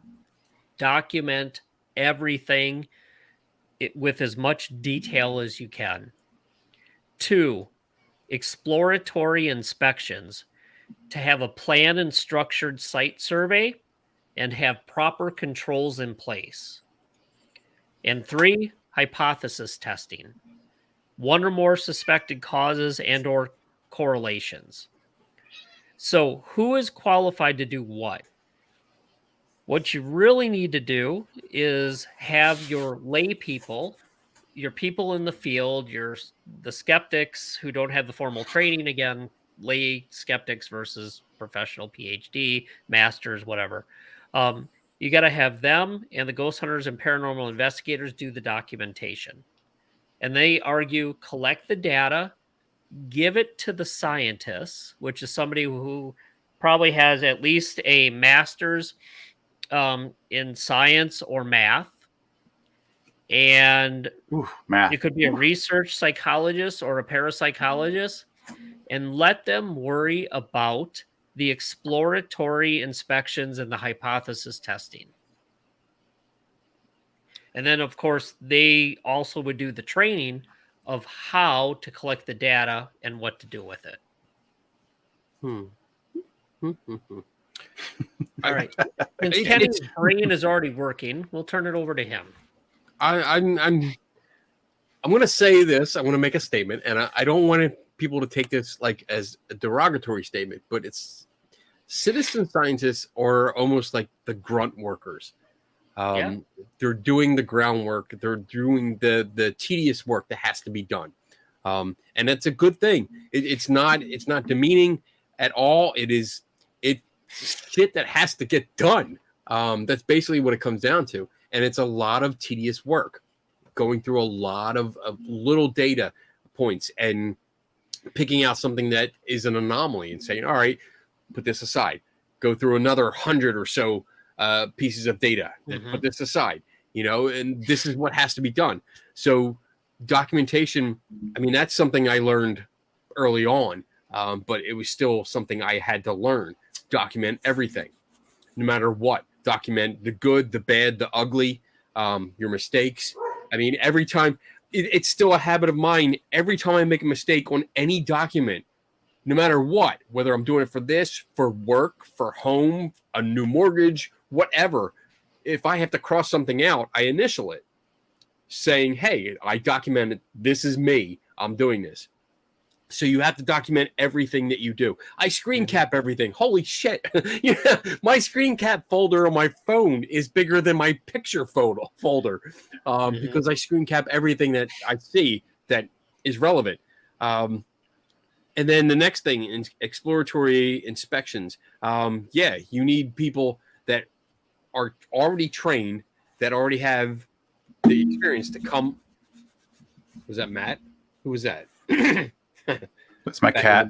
I'm sorry. I heard something bang the microphone. I automatically went to a. Oh no, that was on the floor. I'm just waiting for my peeps. Oh my god! Here we go. Is this thing on? Hello. Where's my inspections? We're not starting this show till someone shows up. Are we done? All right.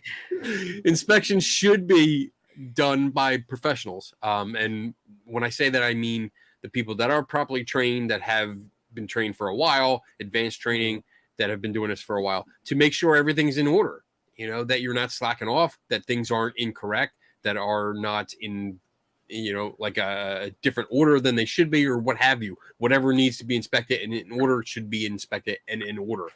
The hypothesis testing to come up with, I assume that's more like, hey, let's do simple experiments or simple tests for each hypothesis for this situation. that gets again, that's grunt work. That weeds out the very simple things. Let's get this stuff out of the way. Yeah, we tested this, we tested this, we tested this. A, B, C, D, E, F, G. We test it. We're good. And then we can pass it along because the next couple tests might be more difficult or more involved and take a lot more training in order to accomplish. So, yeah. I mean, grunt works are always the hardest workers. But the grunt work is so important. Yes. And if you can tap into these tens of thousands of ghost hunters and paranormal investigators to collect that data, and then with the advanced and quick analytical tools that are out there between computers and different techniques, the amount of data that could be captured and analyzed and things that could be discovered could be pretty impressive. Yeah. I mean, there's a definite almost I don't want to say assembly line, but there's a production line where the grunt work is done. It takes out a lot of the shit data. It filters it out. So we have a smaller group, and now the more trained people can look at it and focus on that, and then they can weed out the next set, the next phase, and then it goes on to the next phase where the more highly concentrated and specialized people can look at the very few samples and focus their time on that. I think it's a really good process when it's followed correctly. I think that's what really that Citizen Edge science group is exactly trying to do. Yeah. Yes. I think that's really good. Yep. All right, Tim, you're going to be the last one, and then we're going to. There's not anything. Down. Yeah, I was going through my notes, just trying to scratch through what you've already said, but the documentation from the grunt, and it's so important. And maybe you touched on it. The standardized documentation. I mean, is there a standardized way to get the documentation? Because looking at 10,000, which is another, when you had said that, it made me think of another question about the grunt work, that the people are there on the, where we like to say where the rubber meets the road and all that stuff. And you're in the dirt, you're in the weeds, you're the people that are doing it. One, how to get them motivated and get them into it. And two, is there like standardized documentation? Because I would imagine if you had 10,000 people and said, document what you experience, you're going to get 10,000 different ways people document what they're doing. Kind of like what we got now. Well, but I'm sure, I have no doubt. And I know that this is going to be, I know that I'm sure this is an ignorant question, but I think it's at least something which is a good topic. What I'm used to is standardized documentation in what we do. Mm-hmm. And that's so that if somebody looks at what I do, they have an understanding, at least, hopefully, that I followed some type of protocol, that I got this information. They can look at it with some degree of certainty that I did what I was supposed to do, and that they do what they are supposed to do. But is there standardized documentation? I know the thing with the phone, which would be an app, and that would help a lot. But just out of curiosity for notes and anything like that. Okay. And how do you get 10,000 people? Like, I would love this shit. Like, I do. I've already, I signed back into my account and I saw Kenny commented on some things. And I'm like going through the storyboard and I heard Tim. I'm like, oh shit, it's my turn. I wasn't even paying attention. It's like, yes, I agree with Kenny and Dave. Move on. All right. So we have one final question, which is probably the most important question we've been asked all night. Uh-oh. Who had the worst hangover Sunday? Not it. Sunday. I had a 6 a.m. flight, so I left, and I was not hungover at all. No hangover Sunday, which is surprising. How's your toe doing? It's actually better. It's not broken. It was just it got a little bit more black and blue, and then actually went up into like halfway up into my actual foot, the top part of my foot, but it cleared up. It's almost completely clear now. Mm-hmm. And it's just, it's not broken. At least I don't think it's broken. I didn't have an x-ray because why bother? Yeah, I don't know about Dave, but I know that you and I both have broken toes. And what Yeah. do? They I just have. go, okay. Hurt like a motherfucker. You might Yeah. tape it And to they- the one beside it, but Nope. I mean, tape it or I've put some foam on it and tell you, dude, it'll heal. I've broken them on like people's faces. I've broken them on just training on the mat. Yep. Because you train on that freaking Oh. mat, man. Sometimes you go around and it just catches your toe and it snap. But I just tape it to the next one and Yeah. keep going. So that's all I did. Taped it up real quick and it was fine. No big deal. But yeah, Saturday night. I mean, I you know what? I think my incident Saturday night sobered me up pretty quick. So after that, I was kind of alert. I didn't drink as much as I would have the rest of the night. So I was good. So for that night, I had one beer. So I don't think that would qualify me for getting. But I will say there was a guy dressed as a pirate going around with an open container, like pouring people shots going here. And people are like, okay. Kenny was like, I'll hit it. Then he left. He goes, I ended up with that bottle. yeah. After And he you left, Kenny wonder how goes, you who was got that? something. Yeah, I did. So that's so bad. If you want to know how to get me in the van, kidnap me, you come around dressed as a pirate and say, do you want some rum? Yeah. Okay. I was exactly getting ready to say that's how you're going to be found in say no a to white rum. van. He's definitely not going to say no to rum from a pirate. Jesus. It was chocolate rum. I've What? never had that before. Ooh, that It sounds was good. It was really good. So, yep, I'll get in the van because it's like rum and candy. I mean, how can you go wrong? All right. Let's wrap it up. Closing thoughts. Kenny. Yes. So yeah, over a little bit, bitch. I can't. My picture's in the way. Well, all right. So, I mean, overall, I think the message is pretty clear. I mean, different perspectives doesn't matter. We're all pretty much going for the same goal, the same end game. So, if we work together, we'll get there a little quicker and more efficiently. So, why not? Don't hesitate to share your data.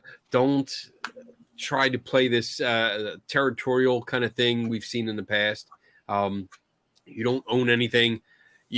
Knowledge is free to everyone. So if you learn something, share it and let everyone else benefit from that. And talk to each other.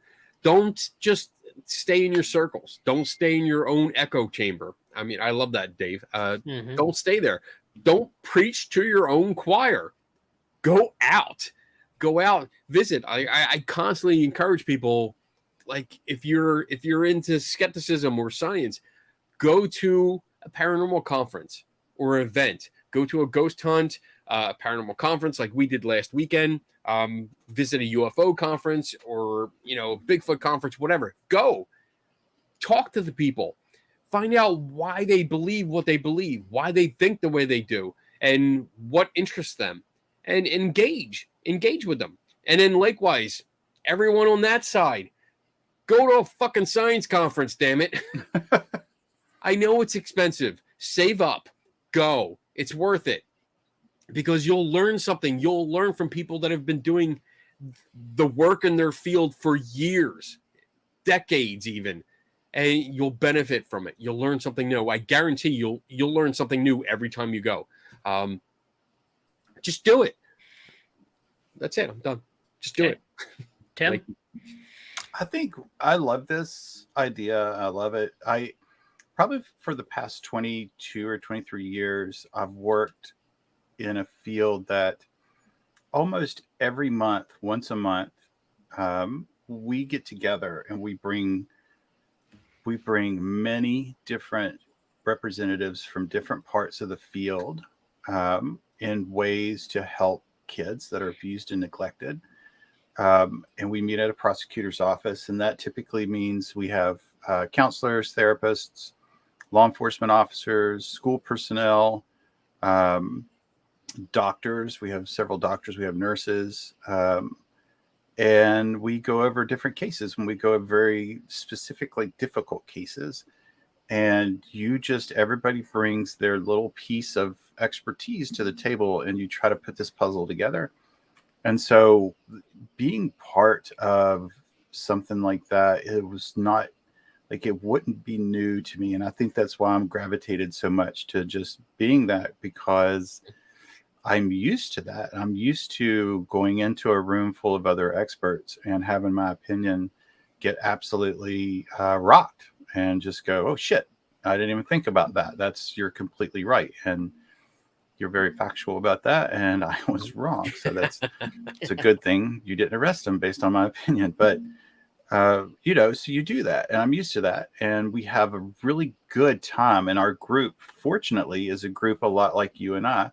And are all of us together, we will get in there, and when we have a difference of opinion, we will like have fun talking shit to each other, and we will yell at each other, and we will argue very loudly, and at the end of it, we'll go get lunch, and we'll laugh. And I think that is such an important part of a group, to be able to have conflict and disagreement and not have it personal. So I enjoy that. Like, that's kind of what I'm used to. It's kind of what I've been doing for the past 20 some years. So I'm for it. I like it. You could probably put me in a category of somewhere between for my day job, a skeptic and a grunt person, because I'm typically one of the first people that kids see. So it's kind of like I'm in the field, and I would imagine the prosecutors are kind of like the experts, because the final product gets to them and they make the decision on what's going to happen. But you have to bring them good information, because they count on you.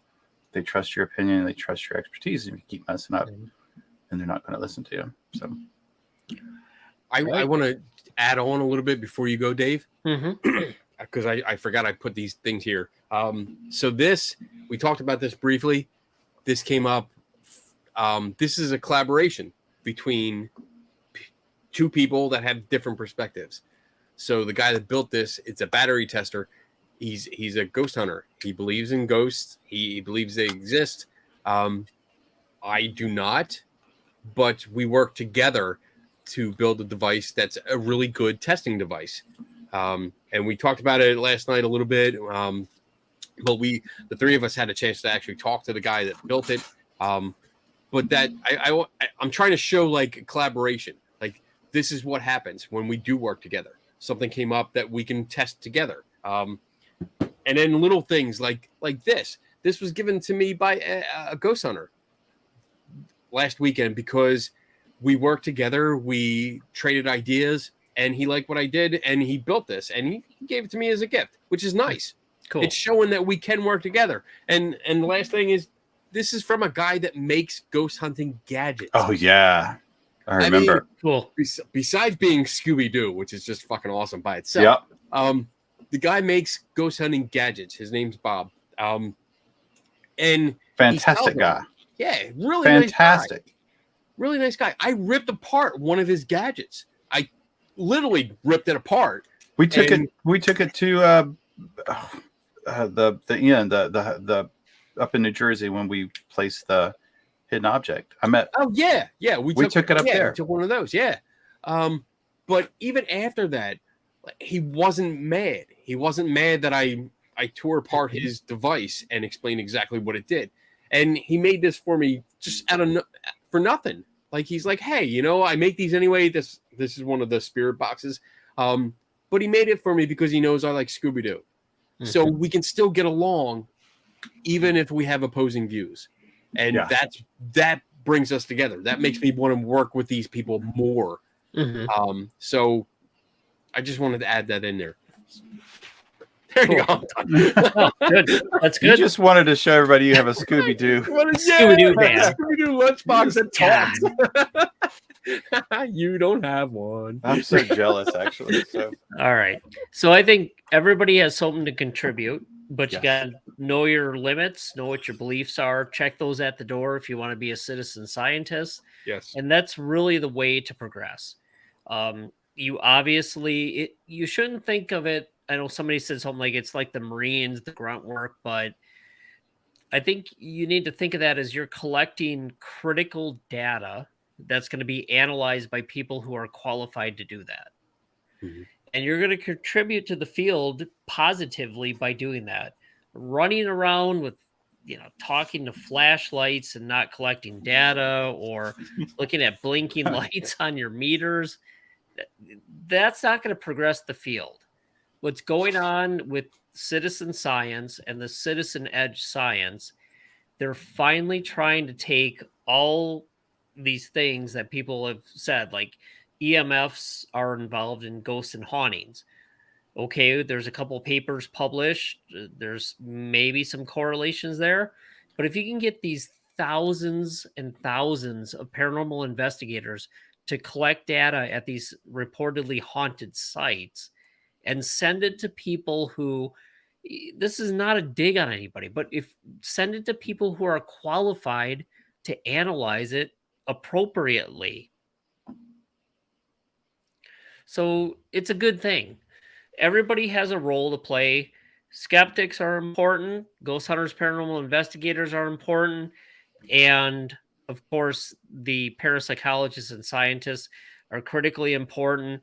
And we need to all work together to figure out what's going on here. And that's where the citizen scientists can come in and help and collect that data and move forward. So that's it. I got one more thing. Sorry. One of the things about being part of a group like that, I think it helps keep your ego checked. Yes. Because when you're part of it, you are an important part. Yes. You do play a role in it, but you are not the answer. You are part of a group that's something bigger than you, and everybody works together for the same goal. And I think that's one of the things I like about that meeting that I was telling you about that we have. Like, you show up and you realize your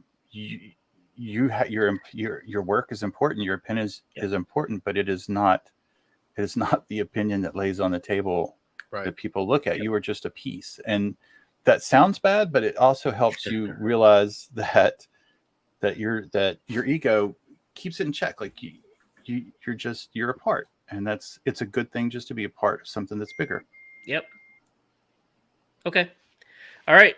Anybody have anything coming up? I have this show to do. Same. We got this show. So.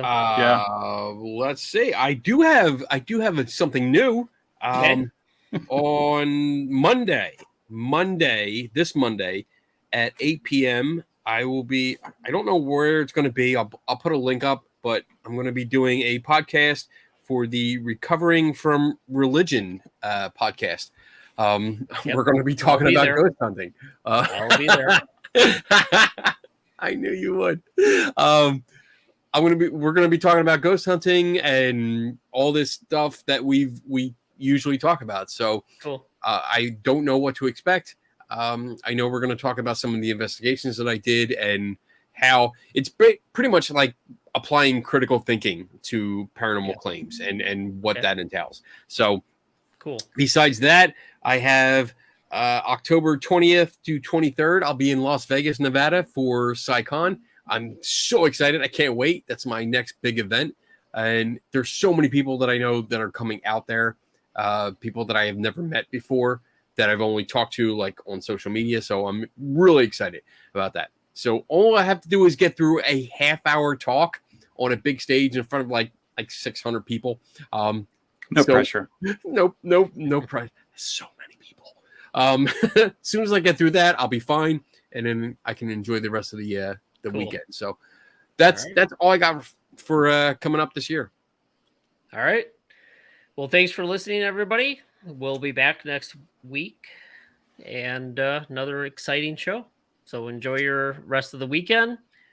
Our paraceleb, yes, Kenny Biddle, paraceleb. We got some video we're gonna play. Oh yeah! My God, no! He's now signing things, so very popular. God. We are honored to have been able to hang out with him. So I was honored to carry his luggage. I was so thankful. It was. Have a good weekend. Next time, get it right. Have a good weekend, and Take care. We'll see you guys later. Don't for Charles, don't for Charles, don't for Charles. Aliens are real, those what they need. Aliens are real, they put it real. Don't question me, Dave was about. Aliens out, Dave is about. Those that are real, I'm on TV. Don't for Charles, don't for Charles, don't for Charles, don't for Charles. And what you say, oh, you'll get to better.